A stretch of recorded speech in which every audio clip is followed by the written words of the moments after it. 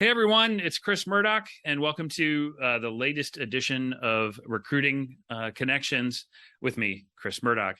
And today, again, in the part two of actually understanding why connection's important, we have Dr. Doug Herr with us today. Doug, just give everyone a quick refresher of who you are, and then we'll just jump into today's topic. Who I am? I didn't know we were going to get that deep that fast. Okay. Yeah. So I have a long and sordid history as a person who studied physics and then psychology, and moved into coaching in the last several years, mostly working with doctors at Vanderbilt and also with some business folks here in town. So now I do leadership development with people who just want to get better at being professional by really enhancing who they are as people. Well, I can see where the physics comes in handy.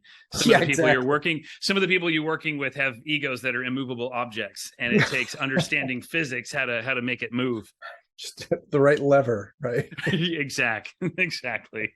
So today we're going to talk about the enemies of connection. Last time we talked about why we need it and ways to cultivate it, but I think today you wanted to talk about the enemies of Yeah, connection. yeah. Let's start there, and then hopefully evolve back towards, we can always learn more about how to create what's good in our lives. So, yeah, it's funny because so many people in our culture are really living in a state of perpetual burnout and or Mhm. close to it. I've worked with doctors, they're at like 50%. I've looked into working with salespeople, and they're at 50% burnout in the field, which is just astounding.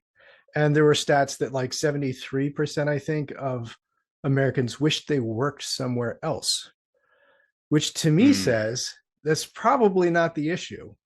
It's like, it's probably the issue that the system, the way we go about things, really isn't focused on connecting with what's important to us as people. We tend to think of our economy as being driven by money. It's money that matters, and it's not. It's people. Yeah. Um, yeah. So connection starts off with our mythology as a culture, and then our personal mythology. Yeah. Like one of the things that's really important in connection is actually being healthy enough, Hmm. right?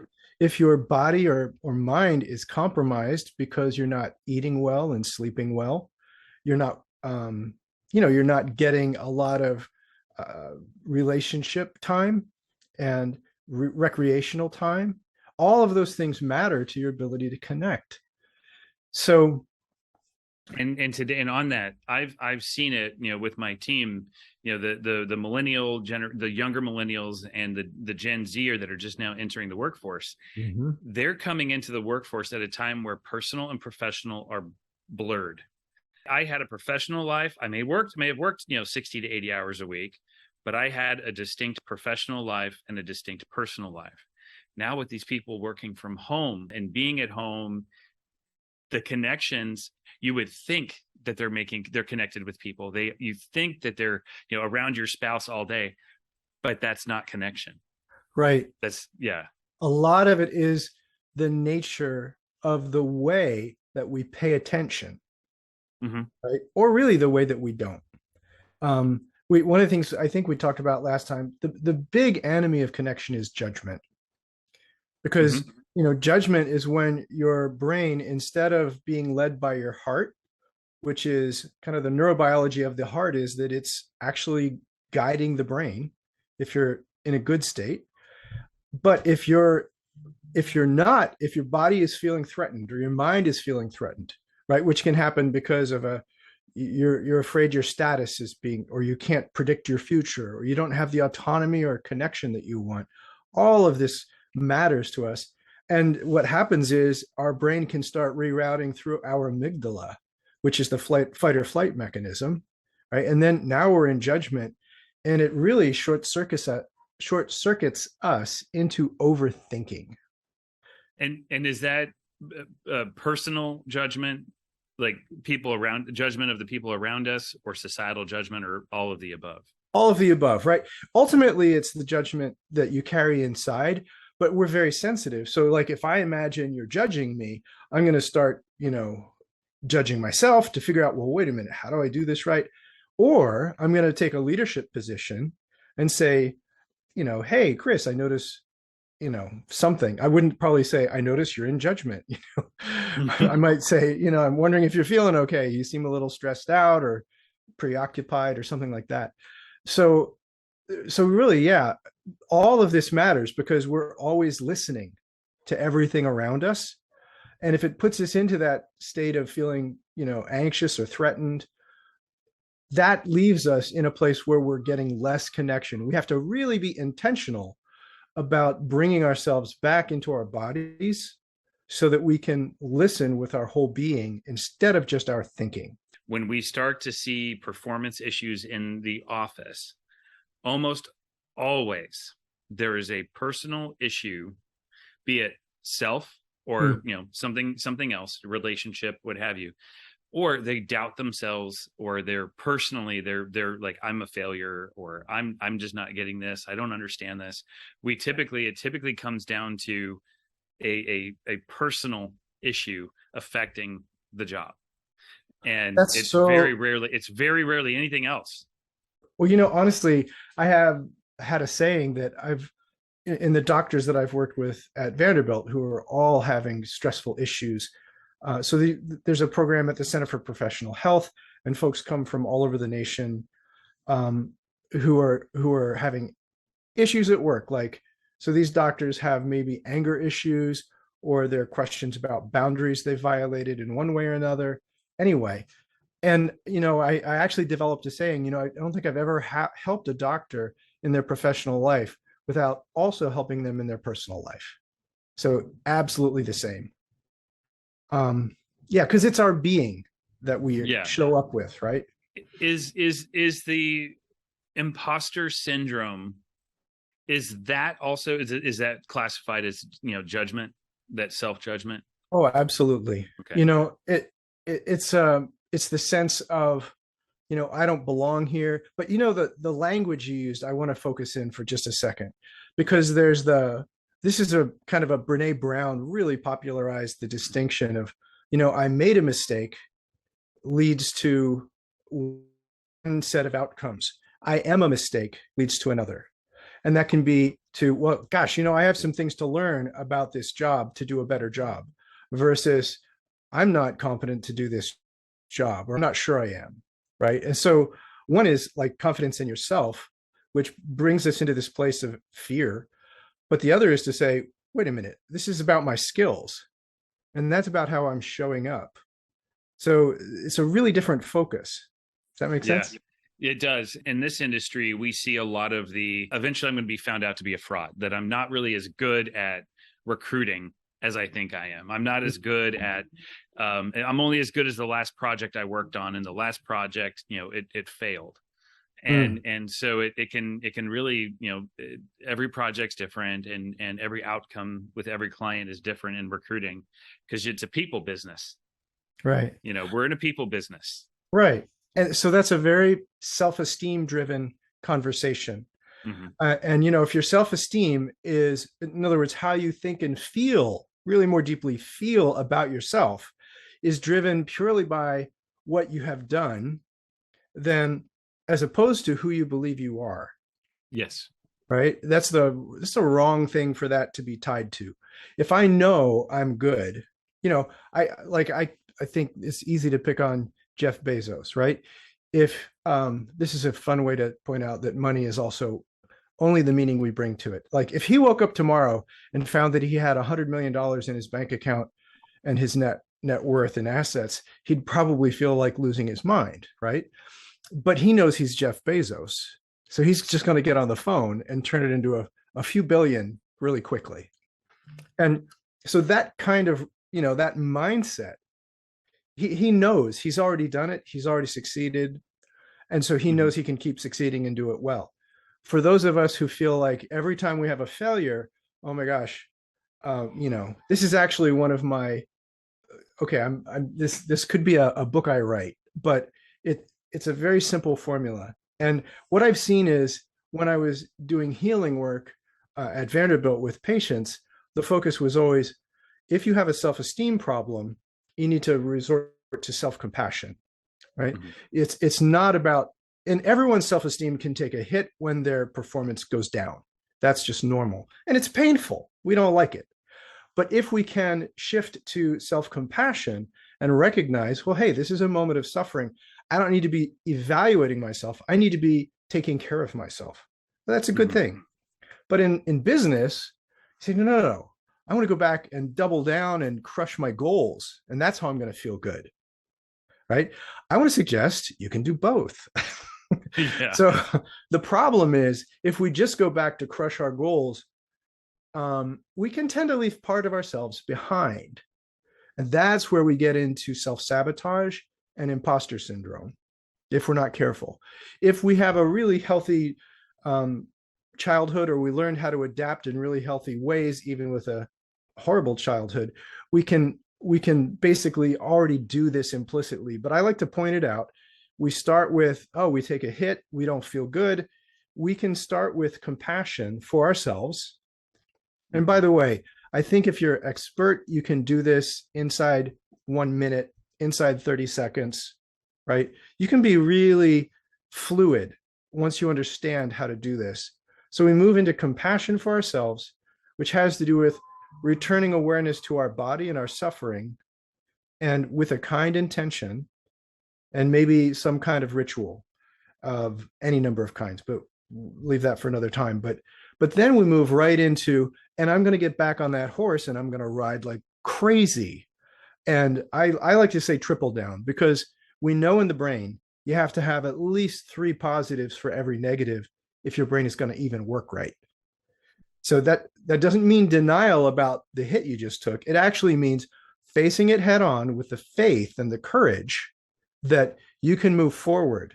So this is a really, I believe in myself, and I commit myself to integrity. I like to say too, not to the results, right? That's the performance-based self-esteem.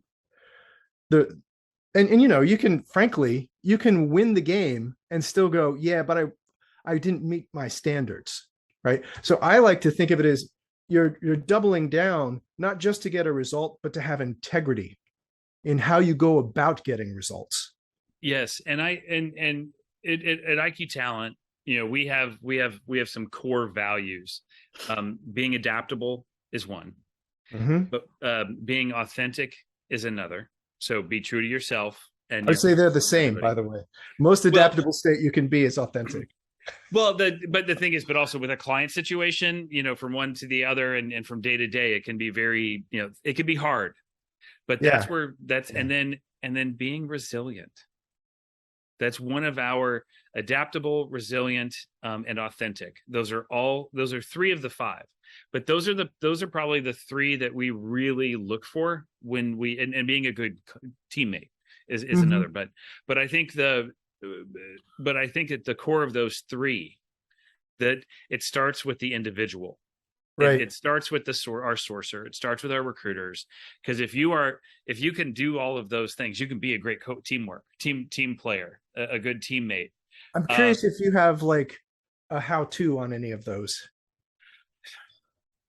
We're here when we see someone struggling with any of those things, we're there. Whether they ask for it, if we notice something's up, we'll pull somebody aside and we'll say, hey, how you doing? We'll do what you said earlier. It's like, hey, how you doing? Are you doing okay? And if they're not being as forthcoming or as transparent, we might pry a little bit more and then leave it. But we have an infrastructure here where we have more of a bottoms up approach to leadership. I do not like the term servant leader. Oh no. I don't. Tell me why. Because well, I mean, it's a term I use. But the thing is, we're all here in this together. I'm not here to serve my employees. I'm there to be there for them. I am there to be supportive. I just don't like the word servant, because it implies less than. In my head, in my mind, yes. Okay, or it's devaluing what I'm doing. And I want to be supportive of my team, but I also have, and the thing is, I also have a business to run. And so for me, I've got to find, there's that balance I have to find between taking care of the employees making sure the business is operating, but I can't just serve the team. Like I've got fiduciary responsibilities to the business. And so I've just never quite understood the whole servant mentality. I treat my team like a peer. I don't manage them. I don't boss them. When they introduce me as, whenever I go out with them, I'll say we're coworkers, because I don't want people to get weird. And when this is my boss, I was like, no, I'm not your boss. I'm your coworker. Because I see it more as a peer-to-peer relationship versus me just purely taking care of them. I treat them as an equal. I don't put them on a pedestal. I do not want them to do the same to me. Correct. Okay, so what I hear is that you want a new language for a servant leader, because there's implicit hierarchy in it that you do not find useful. Correct. It's about function, not hierarchy. Correct. Love it. Okay, you got to come up with a new word for me now. Sorry, I just completely blew up an entire book, I guess. But no, yeah, I hear it, I just cringe, because I get that. I'm with them. Like I'm with them, and it's not, I'm there for them. I'm there with them, and they're there for me, and it's the same. It's a peer-to-peer relationship, which is what I want. And when they see me as a peer, they're more likely to be open. They're more likely to provide great feedback. Yeah. Rather than just expecting it to be a one-way street. To me, servant leadership sounds like it's a one-way street. Honestly, I'm no longer enamored with the term. I'm done. You totally sold me. So, Chris, this is brilliant. What you're saying, I think, facilitates connection, and it's authentic. By the way, best little trick that Brene Brown talks about for resilience. She said, every resilient person I've ever known has this phrase in their vocabulary that they use often. The story I'm telling myself is XYZ, right? Because when we realize that the power to change how we feel inside shifts with the power of the story we tell ourselves, circumstances can be all over the place. Oh, yeah.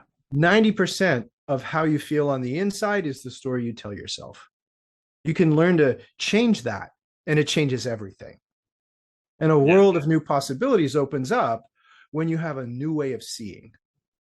Yeah, and this drives Jen and Ella, my wife and daughter, nuts when they say, "Oh, you're the best dad," or you're the greatest husband ever. I don't ever say, "Oh yeah, I totally am." I never say that. I always say, "I'm trying," or I'm working on it, because there's always ways to improve. There is always things that I could do differently. I can do better. Well, I'm going to challenge you on that one. I'm going to challenge you. Half the time you get to say that. That's fine. Half the time I want you to start just saying thank you. Oh, I say that too, but so I do say that. I was like, thank you so much. But then there are times when, as a leader, there's always things that I can improve. And one of our early clients is, and actually they still are, almost 10 years on, Danaher Corporation, and they believe in the Kaizen principles. That no matter how great everything is going, there's always ways that you can still find ways to improve. And lots of incremental change over the short term ultimately leads to little evolutionary change, leads to revolutionary change. We adopted that into our mantra. So we're always, there's always better tools, that come out all the time. We're not set in any one process. We're not beholden to any one thing, but we're always looking for ways to improve. And, at the personal level, at the professional level, and at the company performance level, and the offerings and everything. So we're as recruiters, we talk to so many people, and things change in recruiting. When I first got started in recruiting, I spent more time using a ruler and a printed directory to find wool buyers. So people that would buy wool products, for one of the retail companies, probably Anthropology or something. And so the team at Lemming Levan, they taught me how to identify the right people, how to reach out to them, And I used to spend, I'd spend half my time, 20 hours, 40 hours, 20 to 30 hours a week finding people. And I'd only have 10 to 20 hours to talk to them, to engage with them. Now I have technology that allows me to find everyone in 5 minutes. Like I could, what would take me days to do, I can do in minutes now, and I get to spend more time on the phone connecting with candidates. I get to spend more time with my clients and my coworkers. So I'm getting more time to make connections. If I stayed in that old mindset, if I hadn't kept trying to find new ways to do things, I wouldn't have the ability to make the connections with my team, my candidates, or my clients. Okay, so I want to point out this is another great aspect of connection, because you are connecting with yourself in the level of your passion, right? So the difference here is, often if we say, okay, it's important to be non-judgmental, people think we're talking about hippies, right? It's like everything's great, no, not everything's great. As a matter of fact, everything's changing. So even if it is great, we need to keep up with the time. There's all this, right? But it doesn't have to come from a place of judgment or anxiety or distress. You're talking about the counterpoint to judgment is not anything goes. It is discernment, right? Discernment, which is not judgmental. Okay. It's just noticing how things work. And then there's your determination to be the best that you can be. And then there's diligence in really carrying it out. So because you're coming from a place that's not filled with judgment, you can really discern the best way forward and move into really decisive action. So that's awesome. So you're talking about connection with your business and your mission and your work in a really healthy way. And that's funny, because I was thinking we were going to talk about humans, but all of that is important stuff too. Well, but in recruiting though, and I said this a little bit earlier, recruiting is a people business, and people change. How you connect with people changes. The technology we use, I didn't have a cell phone until 2001. Yeah, I think it was 2001 when I had a cell phone for the first time. I still have it somewhere, the Nokia brick. So I still have that. And so I used to use payphones. Email wasn't as prevalent. And so you had to use I still had a landline. So the way we communicate. And so now on the whole, like adapting, to the technology, adapting to the way and how things get done. But the thing is, the way technology allows us to connect now, if I'm outside going to lunch in 2001, I'd miss a phone call. It would be on my voicemail, or I'd get an email, but I'd be at lunch. Now there's an expectation that I respond and answer the dang phone while I'm walking to lunch. So now I'm expected to connect in real time. Okay. And there's definitely a problem with that, right? Because if you are always, this is the old tyranny of the urgent. Yeah.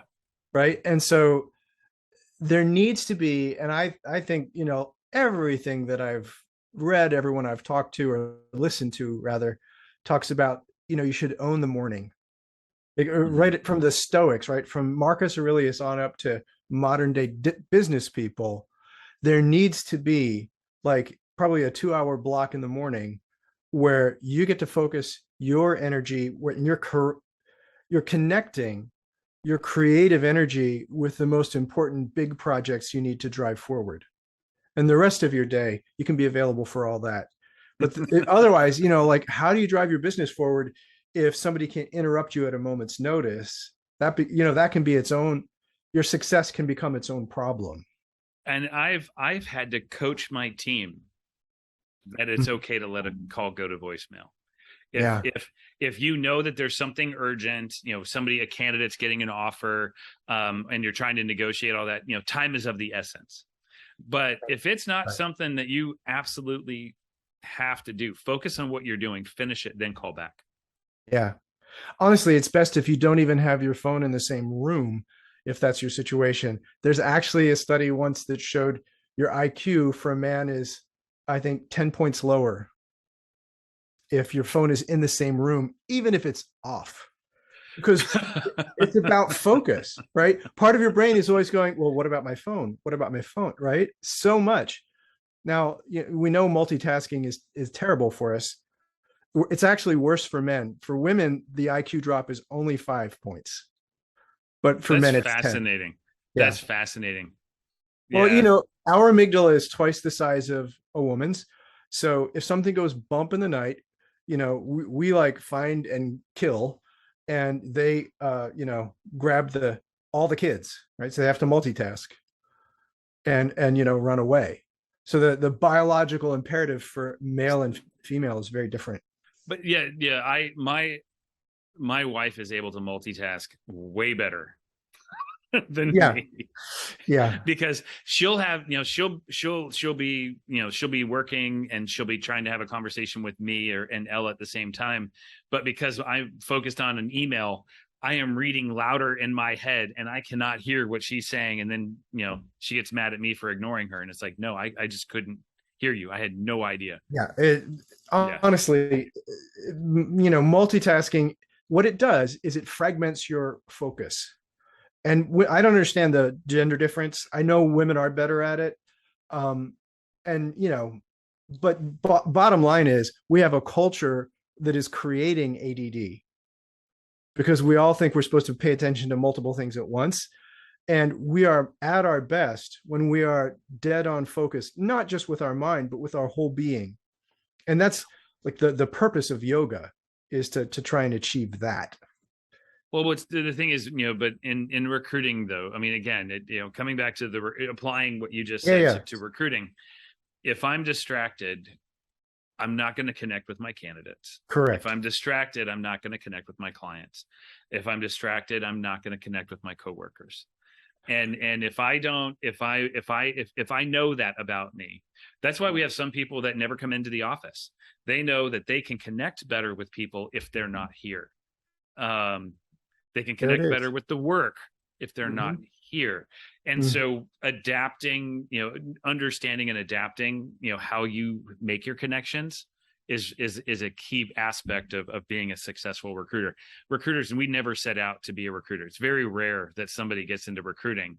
It's usually somebody said, hey, you'd be a great recruiter. And that's how you get into it. Or you're desperate like I was. I saw a job and I thought I really connected with this idea of doing research and understanding who people were and how they might fit in with a client. Being able to take some of the interpersonal communications classes I took at Vanderbilt, plus understanding history and understanding the why and how things happen versus just what happened, and understanding that and then applying it to people. That was fascinating. And when I went into the interview with Jeff Lemming, he goes, if you were my son and I had just put you through 4 years at Vanderbilt, I'd kick your butt. It's not how he said it. He actually used bad words. He said, I got to kick your butt for this. But I had taken the time to really research the industry and what my role would be. And I told him why I was excited about it. The connection between, the people side, the service side, and customer service side of things. And then just, growth, personal growth, just learning so much. Like I have learned so much about different industries, different functions, different people, the cause and effect of people.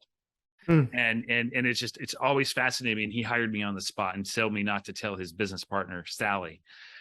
He said, pretend like you don't have the job yet and interview with her like you don't have the job yet, because we're supposed to make these decisions together. But he liked my answer so much. And now here I am 23 years later. I love my job. I love what I do. Oh, that's so cool. That's so awesome. I wish the other 73% of Americans felt like that. Yep. Yep. And I'm working on it. One client at a time, one coworker at a time. Yeah. Fantastic. Well, Doug, thank you so much. How should people reach out to you and connect with you? Oh gosh, thank you. Yes, well, by the time this is up, my website should be working. So it's just drdugherr.com. It's DRDOUGHERR.com. And yeah, you can reach me there. Awesome. Well, thanks again. And, if anyone wants to reach out, please reach out to Doug directly. And y'all have a great time, a great week. Thanks, Chris.